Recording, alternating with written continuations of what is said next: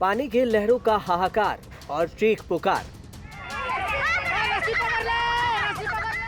अपनों को बचाने के लिए ये चीख पुकार मची है पश्चिम बंगाल के न्यू जलपाईगुड़ी में। उधर जाने से तो हो जाएगा, उधर जाने से तो हो जाएगा।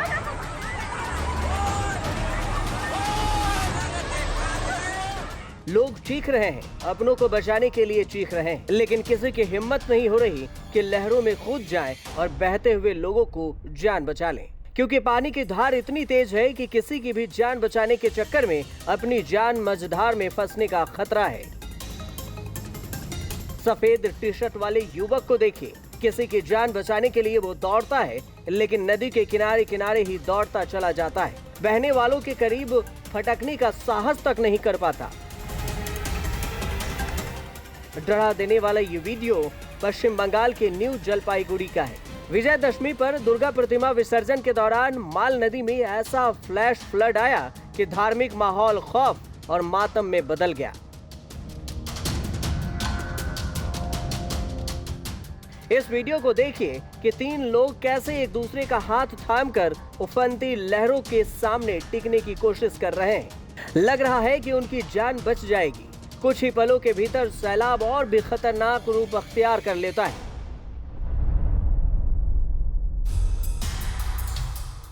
लहरों के सामने टिकना मुश्किल होता चला जाता है और फिर देखते ही देखते तीनों लोग पानी के लहरों में समा जाते हैं।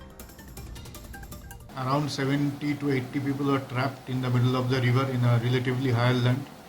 They have been rescued, and of them, those who received minor injuries, treatment is going on. However, sadly, amongst those who were swept away, 7 persons, their dead bodies have been recovered so far. Search operation is going on. 5 अक्टूबर को पूरे देश में विजयदशमी का उल्लास था। जलपाईगुड़ी में देर शाम मां दुर्गा के भक्त प्रतिमा विसर्जन के लिए माल नदी पर बने माल बाजार अस्थायी घाट अपनी अपनी प्रतिमा विसर्जन करने के लिए पहुंचे थे। तस्वीरें देखिए कि बीच नदी में ट्रक खड़ा है, श्रद्धालुओं की भीड़ है, नदी शांत गति में बह रही है। लेकिन रात के करीब 9 बजे पहाड़ों पर तेज बारिश के चलते अचानक माल नदी में फ्लैश फ्लड आ गया। लोगों को जरा भी संभलने का मौका नहीं मिला। बीच लहरों में एक के बाद एक लोग पानी में बहने लगे। लोगों को लहरों से बचाने के लिए नदी के एक किनारे से दूसरे किनारे तक रस्सी लगाई गई थी, लेकिन वो सुरक्षा चक्र काम करता नजर नहीं आया। दुर्गा विसर्जन के लिए आया ट्रक भी करीब करीब पानी में डूब गया। उधर जलपाईगुड़ी के अस्पताल के बाहर भी अफरा तफरी का माहौल था। फ्लैश फ्लड से बचाए गए लोगों को इसी अस्पताल में सबसे पहले लाया गया। शरीर में ज्यादा पानी जाने से ज्यादातर लोगों की हालत खराब थी। अचानक से जल स्तर बढ़ने से आई बाढ़ में 7 लोगों की डूबने से मौत हो गई। करीब 40 लोग लापता बताए जा रहे हैं। मानसून काल में फ्लैश फ्लड की घटनाएं आम है, लेकिन अक्टूबर के महीने में ऐसी घटनाएं देखने सुनने को नहीं मिलती है। फिर भी सवाल तो ये, जब पहाड़ों में मूसलाधार आफत बरस रही थी, तो क्या इस खतरे को मौसम विभाग या जिला प्रशासन नहीं भांप पाया? क्या वहां किसी तरह की वार्निंग नहीं दी गई थी?